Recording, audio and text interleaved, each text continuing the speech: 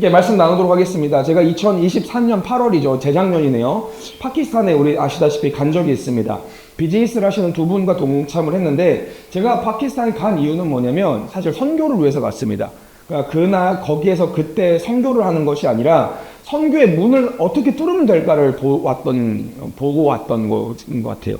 그러니까 이제 대표님들이 뭐 사업을 하러 가시니까 비자가 쉽게 나오잖아요. 그리고 저는 뭐 같이 그 비자를 따라서 저는 가가지고 이제 어떻게 하면 파키스탄에 선교의 문을 열 수 있을까를 지금 제가 쭉 둘러보고 왔습니다. 이 파키스탄이라는 나라가 주는 선교에 아주 중요한 몇 가지가 있습니다. 여기 되게 중요한 곳이거든요. 첫 번째가 뭐냐면 퍼센테이지로만 따지면 아마 세계 1위의 무슬림일 거예요, 여기가. 인구수로는 세계 2위입니다. 인도네시아의 1위고 인구수로는 세계 2위의 무슬림 국가입니다. 근데 파키스탄이 전체 인구가 2억 4천만 명 정도 된다고 얘기하는데 그 중에서 96% 정도가 무슬림이라고 얘기해요. 그러니까 압도적이죠, 거의. 국교도 국교도 이슬람이고 법도 샤리아 율법을 따르고 있습니다. 그러니까 이슬람 공화국이 파키스탄인 거예요. 그런데 그렇다 보니까 어떠냐면 파키스탄 안에 실제로 수백 개의 어마어마한 측정되지 않은 미전도 종족들이 너무 많습니다. 여기 한 번도 예수님이라고 들어본 적조차 없는 미전도 종족이 너무 많은 나라가 파키스탄이죠. 더불어서 파키스탄이 지리적으로도 너무 선교적으로 중요합니다. 그러니까 중동과 남아시아의 정확하게 중간에 있어요. 그래서 이 교차점이라서 여기가 복음 전파가 시작되면 어마어마한 일들이 일어납니다. 전략적인 핵심 어떤 거점인 거죠. 그래서 저는 제 마음에 꿈꾸는 여러 가지 선교의 거점 나라들이 있는데 그 중에 한 곳이 이 파키스탄이라는 나라였었어요. 그래서 제가 이 파키스탄은 갈 수 있다는 어떠한 말에 대표님을 따라서 이제 파키스탄에 갔습니다. 가서 이제 비즈니스를 쭉 따라다녔죠. 저는 뭐 제가 비즈니스를 한 건 아니지만 쭉 따라다니면서 그 나라 사람들의 문화와 상황과 생각과 사고를 쭉 보는데 와, 너무 친절한 거예요. 그리고 어디를 가나 계속 베푸시는 거예요. 이렇게 막 자기들 막 밥 먹었냐, 막 밥 계속 해주시고 디저트 계속 주시고, 파키스탄은 뭐 관광지가 유명한 게 없는데 여기는 꼭 가라면서 본인이 라이드를 다 해주시고, 물론 뭐 저희가 표면적으로 비즈니스로 간 거고 만나는 분들이 대부분 그 나라에서 제일 어떻게 보면 잘 사는 분들을 만난 거라서 그분들이 어떤 이 젠틀한 면이 있을 수 있지만 그걸 다 빼고 나서도 제가 생각할 때 그 무슬림들의 어떤 과격함이 전혀 없는 거예요. 굉장히 젠틀하고 선하십니다. 저는 오히려 어떻게 생각했냐면 한국 분들보다 훨씬 더 친절하시는구나. 어디를 가나 너무나 친절하게 베푸시고 너무나도 친근하게 다가와 주시고 프렌즈라고 하면서 얼마나 우리를 친근하게 대해주셨는지. 근데 아이러니하게 제가 유일하게 많은 나라들을 다녀봤지만 유일하게 선교의 벽을 느꼈던 나라가 파키스탄이었습니다. 그러니까 복음 전파를 하는 것에 벽을 느낀 나라. 그러니까 이들에게 복음을 전하면 안 들어갈 것 같다는 도저히 해법이 안 보이는 것처럼 느껴진 나라가 파키스탄이었어요. 그러니까 어떤 느낌이냐면, 너무 죄송해요. 내가 하나님을 믿는 믿음보다 이분들이 알라를 믿는 믿음이 더 강한 것 같은 거예요. 그러니까 이분들이 오히려 나에게 먼저 전도를 합니다. 알라를 막 소개를 해요. 그리고 자기들의 친절의 이유가, 베풀고 나누는 이유가, 이렇게 이방객들에게 환대를 하는 이유가 뭐냐면 다 알라가 행하라고 한 것들이다. 그래서 나는 선한 것이 아니라 알라가 행하라고 한 대로 나는 너에게 선하게 베풀고 있다. 그럼 나보고 알라를 믿으라는 거예요. 제가 정말 생각이 많아졌어요. 정말 생각도 많고요. 파키스탄 일정을 하는 내내 내 안에 그 약간의 무기력함과 내 스스로의 그 패배감, 이게 복음이 패배했다는 것이 아니라 내가 이것밖에 되지 않는 사람이구나라는 것에 대한 내 믿음과 내 복음에 대한 이해가 이것밖에 안 되는구나. 그러면서 막 약간의 패배감을 가지면서 일정들을 담당하는데, 그때 한국으로 돌아오는 비행기 안에서 복음 전파의 해법과 신앙의 아주 중요한 원칙을 하나 발견했습니다. 한국으로 돌아오는 비행기 안에서 이 파키스탄 이주 노동자분이 제 바로 옆자리에 탔었어요. 저한테 막 먼저 한국말로 자꾸 얘기를 거시는 거예요. 한국 친구를 사귀고 싶대요. 한국말로 계속 거신 거. 나이가 한 40대 후반, 50대 초반 정도 되는데 이분이 어디에서 왔냐, 서울에서 왔다니까 이거 한국말로. 나는 이천 산다고 막 이렇게 얘기하시면서 나는 조그만한 공장도 있어요. 그러면서 막 사진을 보여주시는 거예요. 내 딸과 아들도 다 한국에 있어요. 말해서 한국 온 지 한 20년 됐다는 거예요. 근데 막 자기 이야기를 하다가 나보고 뭐 하는 사람이냐고. 그래서 제가 목사라고 얘기했어요. 그리고 파키스탄은 다 무슬림국이잖아요. 마음에 심각한 위축을 가지고 제가 목사라고 얘기했는데, 그래도 한국 가는 비행기니까 목사라고 얘기했는데 더 좋아하시는 거예요. 자기가 한국에 정착을 할 때 교회 다니는 분들이 많이 도와줬다고. 그러면서 막 더 좋아하면서 본인 이야기를 계속 하시는 거예요. 우리 가족이 전체가 독실한 무슬림 신자라고. 자기도 독실한 무슬림 신자로 한국에 왔다. 근데 지금은 무슬림 아니라는 거예요. 내 삶의 유일한, 자기의 삶의 유일한 낙이 뭐냐면 공장일 끝나고 직원들이랑 삼겹살에 소주 먹는 게 가장 큰 인생의 낙이라는 거예요. 실제 그분이 한국말로 그렇게 얘기를 하시더라고요. 제가 도리어 목사인데 제가 왜 이렇게 됐냐고 물어봤어요. 왜 그렇게까지 되셨냐고. 아니 무슬림이면 술 먹어서도 안 되고, 실제 파키스탄 여기는 술을 안 팔아요. 술 먹어서 안 되고, 돼지고기가 무슨 말입니까? 돼지고기 먹으면 안 되잖아요. 했는데 이분이 뭐라고 얘기하냐면, 신실하게 무슬림 신자로 한국에 왔는데 막상 오자마자 제일 처음 걸리는 거, 의식주. 할랄 음식이 없는 거예요. 할랄 음식이. 두 번째, 신앙. 모스크가 너무 멀리 있다는 거예요. 대구까지 갈 수는 없잖아요. 모스크 이천에서. 그러니까 모스크도 너무 멀고 장시간 일하니까 또 피곤하기도 하고. 그러니까 한국에 처음 왔을 때는, 이거 죄송합니다. 제가 한 얘기가 아니라 이분 그대로 언어를 표현하면은, 내가 처음 와서 일할 때는 시다로 일했는데, 그러니까는 시다라는 단어를 알더라고요. 처음 일할 때 시다로 일했는데 상사가 주는 음식 안 먹으면 혼나고 한국 사람들이랑 안 어울리면 혼나니까 이렇게 됐다는 거예요. 자기는 지금 얘기하면서 파키스탄에 다시 돌아가도 자기는 무슬림 안 믿게 됐다고 지금. 오히려 친구 중에 교회 다니는 친구가 더 많아요. 이렇게 얘기를 하는 거예요. 음식도 김치찌개, 소주 제일 좋아한대요. 저녁마다 그거 먹는데요. 제가 파키스탄 내내 제 안에 패배감으로 작용했던 복음 전파의 기회를 어디로 봤냐면 이주민 선교를 봤던 그 계기 중에 하나입니다. 아 진짜 이주민 선교가 왜 중요한지, 왜 열방을 자꾸 우리나라로 보내주시는지를 제가 정말 깊이 발견하게 된 계기였습니다. 그와 더불어서 여러분들, 제가 깨달은 너무 중요한 신앙의 원칙이 하나가 있어요. 그게 뭐냐면 통치였습니다. 통치. 누구의 통치에 살아가고 있느냐, 어떤 통치하에 있느냐, 어떤 다스림으로 살아가고 있느냐. 여러분 이것이 결국에는 내 삶도 좌우하고 내 믿음도 좌우하는구나.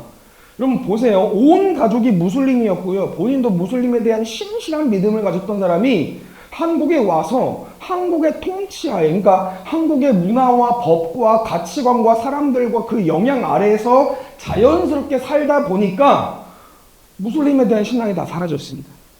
여러분 이게 대단한 주님이시다라고 얘기할 수도 있지만 한편은 선택한 거예요. 여러분 가족이 전부 다 교회를 다니고 모태신앙이고 교회 안에서 쭉 자라와가지고 예배와 신앙생활을 계속해온 사람이라고 할지라도, 그 안에서 많은 기적과 이적을 경험한 사람이라고 할지라도, 그를 다스리고 통치하는 것이 결국에 세상의 것이면 결국에 그 사람은 점차 믿음도 사라지고 삶이 세상을 따라 살아가게 되었다는 것이죠. 그렇기 때문에 여러분 중요합니다. 오늘 성도가 반드시 믿음으로 반응해야 될 사실이 하나가 있습니다. 그것이 뭐냐면, 여러분 따라하겠습니다. 예수님은 나의 왕이시다. 여러분 너무 중요합니다. 예수님은 나를 통치하시는 왕이라는 거예요. 이 의미가 뭡니까? 이건 단순히 우리가 주님을 사랑해요 뭐 이렇게 얘기하는 것을 뛰어넘어서 내 삶의 현재의 모든 것들, 내 시간, 내 가족, 내 관계, 내 건강, 내 재정, 내 선택, 내 모든 하나하나의 모든 것들이 지금 예수님의 다스리심을 받고 있다는 것을 우리가 고백하는 겁니다. 그러니까 여러분 이거 중요해요. 내가 예수님을 믿으면, 내가 예수님을 영접한 그 순간에 예수님께서는 신랑으로도 내게 오시지만 왕으로도 내게 임하신다는 거예요. 우리가 그것을 믿지 않으면 우리들의 신앙은 세상의 여러 유혹에 정말 많이 속절없이 흔들리게 되어 있습니다. 그렇기 때문에 오늘 본문 말씀의 예수님의 선포는 지금을 살아가는 우리들에게 예수님이 누구신지를 명확하게 알려줍니다. 오늘 본문 다시 한번 읽어보겠습니다. 요한복음 18장 33절에 38절 함께 읽습니다. 시작. 이에 빌라도가 다시 관정에 들어가 예수를 불러 이르되 내가 유대인의 왕이냐? 예수께서 대답하시되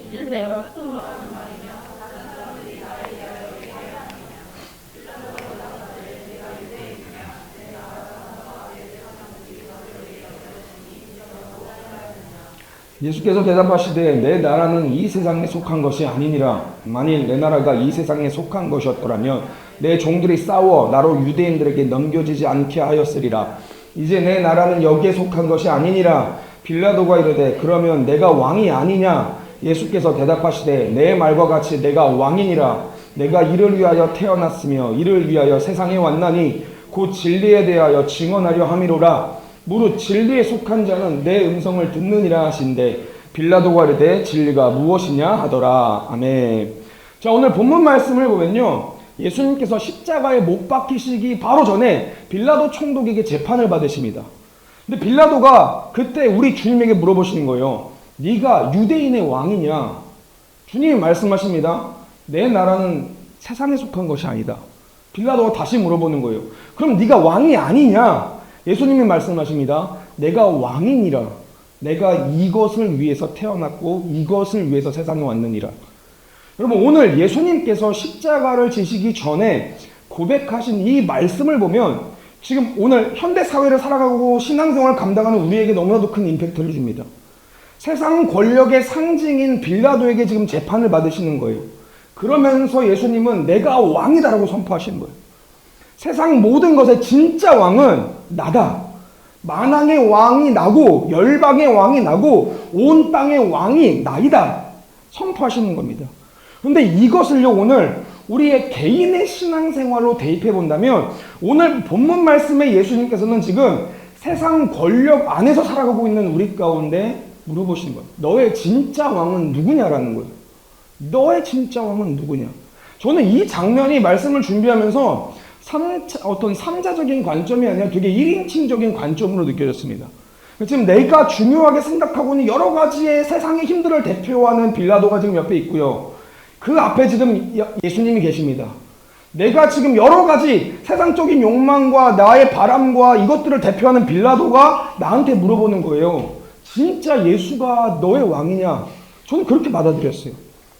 그 앞에서 예수님이 나한테 말씀하십니다. 내가 너의 왕이니라. 내가 이를 위해서 태어났으며 이를 위해서 세상에 왔느니라. 너는 누구의 통치로 살아가고 있고 누구의 다스림으로 살아가고 있다. 여러분, 우리가 한번 생각해 봤으면 좋겠습니다. 삶을 한번 돌아보십시오. 우리들의 삶을 보면 오늘 본문 말씀의 예수님처럼 마치 우리가 빌라도 앞에서 재판을 받으며 살아가는 듯한 삶을 살고 있을 수 있습니다. 세속의 권력과 돈이나 경제적인 부유함이나 명예나 성공, 행복 이러한 것들로 세상이 우리를 끊임없이 압박하는 거예요. 재단하고 비교합니다. 이것이 맞다, 저것이 맞다, 우리를 평가하고 재판하는 그런 세상의 가치관 속에 우리가 살고 있는 거예요. 이러한 삶에서 우리는 때로는 막 불안함도 느끼고요. 때로는 두려움도 느끼고요. 때로는 세상의 등에 떠밀려가지고 무엇이 진짜 중요한지를 잊고 살아갈 때가 있다는 거죠. 오늘 이러한 우리들의 삶에 지금 내 마음에 오신 나의 예수님이 우리 가운데 말씀하십니다. 내가 왕이니라. 내가 이를 위해서 태어났으며 이를 위해서 세상에 왔다라는 거예요. 내가 세상의 왕인과 동시에 나는 너의 왕이다. 너의 삶을 지금 다스리고 있고 통치하고 있고 인도하고 있다라는 거예요. 여러분, 오늘 예수님께서 우리 가운데 명하시는 말씀입니다. 오늘 나는 누구의 다스림을 맡고 있습니까? 오늘 이 예수님의 고백 앞에서 우리가 할 수 있는 것이 무엇입니까? 여러분, 우리가 할 수 있는 것은 하나입니다. 그게 뭐냐면 예수님의 주권을 믿는 겁니다. 예수님의 주권을 믿는 것. 내 모든 삶의 영역이 지금 내 삶의 모든 순간순간이 예수님의 통치와 다스림으로 진행되고 살아가고 있구나를 믿는 거예요. 믿는 거. 네. 근데 이게 여러분 말처럼 쉽지 않습니다. 우리 말로는 되게 잘해요. 주님의 통치하심을 믿습니다. 주님이 내 삶의 왕임을 믿습니다. 하는데 예수님이 온 세상을 다스리는 왕이란 거는 뭔가 나랑 조금 1차원적으로 떨어진 느낌이라 내가 어렴풋이 그거를 얘기를 하는데 주님이 진짜 내 삶을 다스리는 분이라는 것을 잘 믿지 못할 때가 많습니다. 왜냐하면 세상 권력 안에서 살아가고 있는 우리한테 예수님이 나의 삶을 지금 통치하고 다스리시는 왕이다 라고 선포한다면 거기에 발생되어지는 하나의 오점이 있다는 거예요. 그 오점이 뭡니까? 지금 내 삶을 다스리는 분은 예수님이라고 얘기하는데 지금 나는 너무나도 많은 아픔과 문제가 있다는 거예요. 여러 가지 결핍들이 많다는 거예요. 나는 이렇게 몸도 허약하고, 나는 이렇게 재정도 없고, 나는 이렇게 꿈도 없고, 내 삶에 소망도 없고, 내 삶에 결핍이 너무 많은 거예요. 세상적인 어려움과 결핍이 많습니다. 아니, 대체 우리 주님이 내 삶을 통치하고 인도하시면 내 삶에 어려움이 나올 수 없는 거 아닙니까? 아픔이나 고통이 나오지 않아야 되는 거 아닙니까? 우리가 이 질문을 할 수 있는 거죠. 여러분, 아닙니다. 절대 그렇지 않습니다. 예수님께서도 지금 누구 앞에 재판을 받고 계십니까? 빌라도 앞에 재판을 받고 계십니다. 십자가를 지시기 전에 왕이심을 선포하고 있는 거예요. 예수님이 왕이시면서 우리가 그분의 다스림을 받는다고 고백하더라도 우리들의 삶에는 어려움이 등장할 수 있습니다. 고난과 아픔을 나올 수 있습니다. 아니, 도리어 여러분, 우리가 어쩌면요, 어떤 영역에서는 예수님을 믿는다고 고백을 하는 순간, 우리의 삶이 주님이 내 삶의 왕이라고 얘기를 하는 순간 세상에서는 경험할 수 없는 고난과 아픔을 경험할 수 있습니다. 세상의 방법대로 해결하면 충분히 풀릴 만한 내용들인데 나를 통치하신 예수님이 그렇게 하시길 원하지 않는 거예요. 거기서 나오는 리스크가 있을 수 있어요. 세상이 추구하는 것들을 따라가지 않는 것에서 나오는 아픔과 어려움이 있을 수 있다는 거예요. 손해보고 헐뜯기고 헌신해야 되는 아픔이 존재할 수 있다는 겁니다. 왜냐하면 여러분들, 예수님이 왕이신 삶에도 왜 아픔이 나올 수 있습니까? 그것에 대한 이유를요, 제가 설명하는 것이 아니라 성경이 설명해 줍니다. 36절 말씀 함께 읽습니다. 다 같이 한번 36절 읽습니다. 시작. 예수께서 대답하시되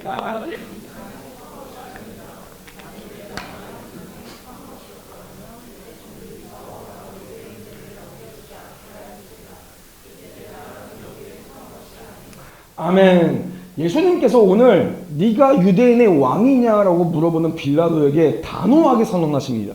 내 나라는 이 세상에 속한 것이 아니니라. 여러분, 되게 중요한 거예요. 예수님은 만왕의 왕이시지 유대인의 왕이 아니신 거예요. 예수님은 모든 것의 왕이시지 세상의 왕만 되시는 게 아닌 거예요. 너무 중요한 말씀입니다. 우리 주님은요, 뭐라고 하셨어요? 주님의 나라는 세상에 속하지 아니하였다라고 얘기합니다. 근데 문제가 뭐냐면 우리는 이 세상에 속한 것들을 너무 사랑한다라는 게 문제가 되는 거예요. 내 삶이 왕이 예수님이라고 고백을 하는데 우리들의 모든 원함을 대부분 보면은 세상에서의 물질적인 잘됨과 세상에서의 어떤 안락과 평안과 세상에서의 만족만을 꿈꾸고 있는 겁니다. 이러한 것들을 주님이 내게 주시지 않으면 주님께 원망이 나고 실망이 나오는 거예요. 주님 왜 돈을 안 주십니까? 주님 왜 뭘 안 주십니까? 왜 내 삶의 문제가 해결되지 않습니까? 내 삶에 조그마한 어려움이 등장하면 막 두려워하고 무서워하는 거죠. 왜 그렇습니까? 예수님이 나의 왕이시라는 것을 우리가 믿음에도 불구하고 사실 예수님이 내게 주실 보상은 세상적인 것이면 좋겠다라는 마음이 우리 마음에 있기 때문에 그렇습니다. 그 세상을 사랑함이 예수님이 내 삶의 왕이심을 드러내지 못하게 하는 너무나도 큰 장애물이라는 겁니다. 내 삶에서 예수님의 주권을 믿지 못하게 하는 거예요, 그게. 내가 예수님을 왕이라고 고백하면서 세상을 사랑하면 나는 예수님의 주권을 믿는 것이 너무나도 힘들게 되어진다는 겁니다. 그래서 여러분, 말씀에서도요, 분명하게 얘기합니다. 요한일서 2장 15절에서 17절 말씀입니다. 함께 읽습니다. 시작. 이 세상이나 세상에 있는 것들을 사랑하지 말라. 누구든지 세상을 사랑하면 아버지의 사랑이 그 안에 있지 아니하니 이는 세상에 있는 모든 것이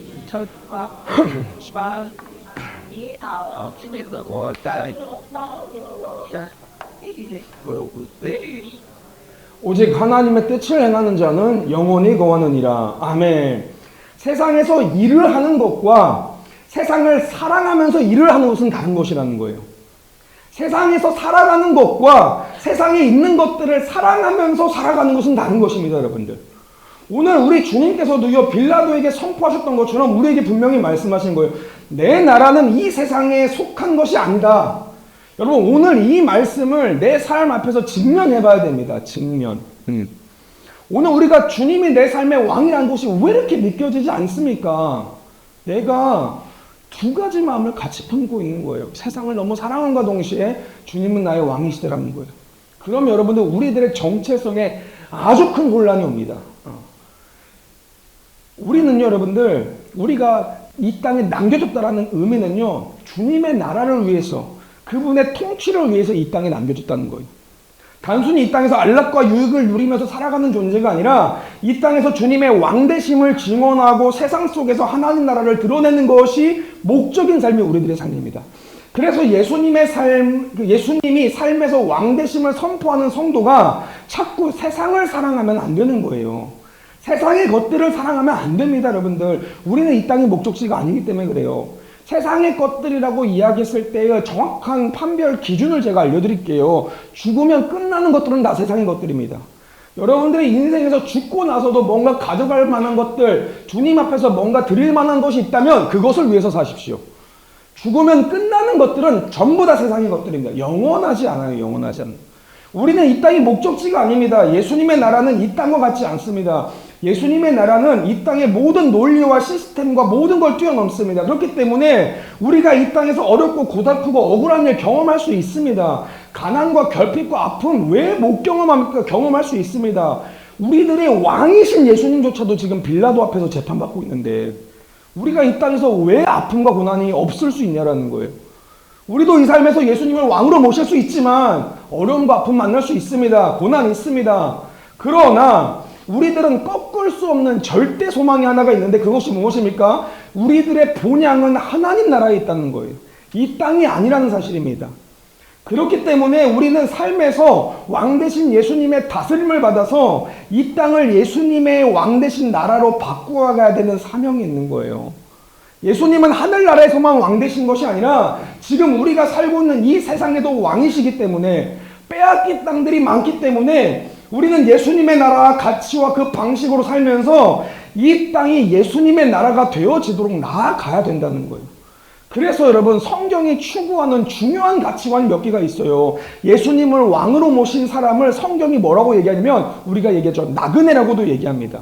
그러한 자의 삶을 또 하나 뭐라고 얘기하냐면요. 그리스도의 사신 대사라고 얘기합니다. 베드로전서 2장 11절 말씀 사랑하는 자들아 거류민과 나그네 같은 너희를 권하노니 영혼을 거슬러 싸우는 육체의 정욕을 제어하라. 고린도서 5장 20절 말씀이죠. 다 같이 한번 읽어봅니다. 시작. 그러므로 우리가 그리스도를 대신하여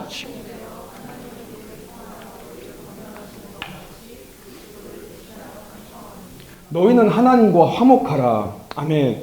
성도가 세상을 살아가는 것에 대한 방식은 뭐냐면 내 스스로는 뭐라고 인식을 해야 되냐면 거류민과 나그네라고 인식을 해야 됩니다. 더불어 세상에 살아가는 세상에 대해서는 성도가 어떤 방식으로 살아가야 되냐면 그리스도를 대신한 사신같이 살아가라고 얘기합니다. 여러분 사신이 누굽니까? 사신은요 왕의 뜻을 대신 전하는 자를 사신이라고 얘기합니다. 우리가 왕 대신 예수님을 모시고 산다면 이 땅에서는 사신으로 이 세상에 있는 사람들이라는 거예요. 그러므로 우리들의 삶은 곧 하나님과 화목해라. 하나님과 화목해라. 여러분 되게 중요한 논지인 거예요. 모든 세상적 아픔과 어려움을요 다 하나님 탓하지 마세요. 저는 이게 복음 전파 사역을 계속 하다 보면서 뭘 느끼냐면 세상적인 어려움이 생기면 다 하나님 탓이에요. 왜 하나님은 이런 걸 나한테 이런 어려움을 주셨습니까? 왜 이런 시험을 나한테 주셨습니까? 여러분 하나님과 화목할 수 없는 거예요. 사신 대사로 왔으면 타국에서 일어나는 아픔과 어려움을 예상하고 오는 겁니다. 문화가 맞지 않아요. 언어가 맞지 않아요. 삶의 패턴이 달라요. 이방인이라는 어려움은 반드시 있습니다. 아니 그 땅이 왕의 우호국이면 좀 나아. 근데 왕은 적국의 사신으로 왔다고 생각해 보세요. 지금 보세요 여러분들. 우즈베키스탄과 지금 러시아가 전쟁을 하고 있어요. 너무 안타깝죠. 우리 전쟁 종식으로 해서 기도해야 됩니다. 이란과 이스라엘이 지금 엄청나게 지금 미사일 쏘면서 전쟁하고 있어요. 여러분 이게 남의 일이 아닙니다. 우리도 우리나라가 어떻게 한 번에 터질지 몰라요. 기도해야 되는 거예요. 나라를 위해서 기도하고 열방을 위해서 기도해야 됩니다. 생각해 보세요. 이란 사람이 지금 사신으로 이스라엘로 들어간다고 생각해 보세요. 우호적이겠습니까? 우크라이나 사신이 러시아로 들어간다고 생각해 보세요. 우호적이겠냐고요. 그런데 마치 신앙생활이 이렇다는 거예요. 우리가 그리스도의 대사로 이 땅에 왔다는 것은 적국의 사신으로 오는 것 같은 고통이 있는 겁니다. 그러면 아픔과 고난과 결핍이 있어요, 여러분들. 이게 하나님 탓이 아니에요, 여러분. 당연히 나오는 것입니다. 제가 해외를 다녀보면요, 너무 마음 아픈 계층들이 있어요. 누구냐면 선교사님들 자녀들이에요. 선교사님 자녀들. 전 정말 마음이 아파요. 제가 몇 나라들 또 이게 제 3국들이죠. 좀 어려운 나라들 가면요. 보통 저는 이제 청소년 청년 집회나 뭐 어른 집회로 가잖아요. 그러면은 뭐가 있냐면 거기에 그 그 나라에 사는 주재원들 자녀들과 선교사님들 자녀들 두 갈래로 나눠져요. 그렇게 해가지고 다 같이 모여서 집회를 하는 거예요. 그러면 진짜 딱 보면은 얘네는 주재원 자녀구나, 얘네는 선교사 자녀구나 딱 보여집니다. 아마 옷이나 뭐 이런 걸 떠나서요, 총기가 달라요. 주재원 자녀 애들은요 진짜 또랑또랑하고요, 선교사 자녀들은요 되게 위축돼 있어요. 눈을 이렇게 잘 보지를 못해요. 다 이러고 숙이고 다니고, 예배할 때도 그냥 가만히 있고 그냥 이러고 있고 조용한, 말도 없어요. 주재원 자녀들과 선교사 자녀들에는 엄청난 갭이 있습니다. 주재원 자녀들은요 좋은 국제학교 다녀요. 좋은 차 타고요 제일 좋은 곳에 삽니다. 제일 좋은 것들을 하는 거예요. 뭐 헬퍼들도 있고요, 운전기사도 있어요. 근데 선교사 자녀들은요, 선교사님들이 돈이 있으니까 없습니까? 없죠. 그 나라 제3국 나라 학교 다니는 거예요. 그 나라 애들이 먹는 거 먹고요, 없고 힘들면 가난한 거예요. 그러니까 뭐 한인 청소년 선교사 대회 같은 걸 가잖아요. 그럼 애들이 늘 위축돼 있어요. 진짜 애들 선교사 자녀들은요 늘 위축돼 있고요, 늘 이렇게 막 안 좋은 옷 입고요. 본인들도 알아요. 본인들 삶이 굉장히 아프고 힘들다는 걸. 굉장히 패배감에 쩌들고 기가 주고 있어요. 그럼 저는 따로 늘 어디를 가나 뭘 하냐면 따로 선교사 자녀들만 모아놔요. 주재원들 자녀들 말고 선교사 자녀들만 다 와봐봐. 그래서 다 모여가지고 제가 얘들 기도해주면서 늘 이야기하는 게 있습니다. 그게 뭐냐면요, 야 너네 당당해야 돼. 얘들아, 너희들이 그리스도의 대사로 이 땅에 온 거야 지금. 엄마 아빠 때문에 온 게 아니라, 얘들아 엄마 아빠가 너네 때문에 여기 온 걸 수 있어. 니들이 그리스도의 대사로 온 거야. 너희 당당해야 돼. 돈 없는 거 상관없어. 너희들 예수님의 대사. 니들 보면서 예수님 보인다. 너희들 당당해라. 주재원들 자녀들 너네들 절대 너희들 못 따라간다. 그리스도의 대사다. 제가 늘 강조하면서 기도해 주는 것들이 있어요. 여러분, 저는 이와 마찬가지라고 생각합니다. 우리 주님은요 내 나라는 이 세상에 속하지 않다고 얘기를 하는 거예요. 근데 자꾸 우리가 예수님을 내 삶의 왕이라고 하면서도 세상에 속하려고 하는 거예요 자꾸. 그러면서 우리 주님에게 나의 세상적인 원함을 자꾸 강요합니다. 아니요 여러분들, 우리가 꺾여야 되는 거예요. 우리가 주님의 통치 안에 우리가 들어가야 되는 거예요. 세상의 다스림은 세상의 다스림의 방법이 있고, 예수님의 다스림은 예수님의 다스림의 방법이 있습니다. 우리가 거기에 꺾여서 들어갑니다. 그러면 보여지는 게 있습니다. 그게 뭔지 아세요 여러분? 주님께서 나를 다스릴 때 얼마나 풍요로운지, 얼마나 완벽한지, 얼마나 안전한지가 보여지는 거예요.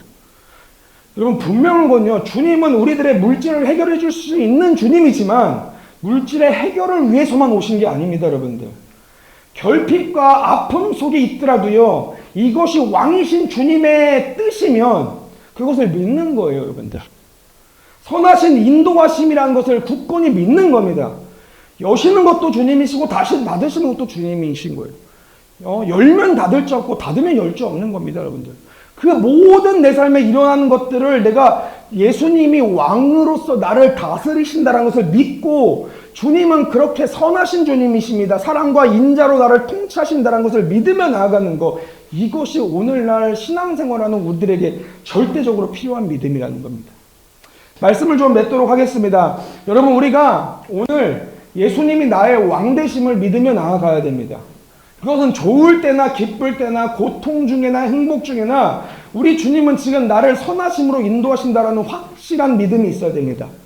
그러면 우리가 물어봅니다. 주님, 우리는 그렇게 이렇게 완벽하지 않아요. 우리는 연약합니다. 그러면 우리가 어떻게 하면 주님을 향한 믿음이 확실해집니까? 예수님의 다스림으로 온전히 신뢰할 수 있습니까? 여러분, 성경이 얘기합니다. 37절이죠. 다 같이 한번 읽어볼까요? 본문 37절 함께 읽어봅니다. 시작. 빌라도가 이르되 그러면 내가 왕이 아니냐? 예수께서 대답하시되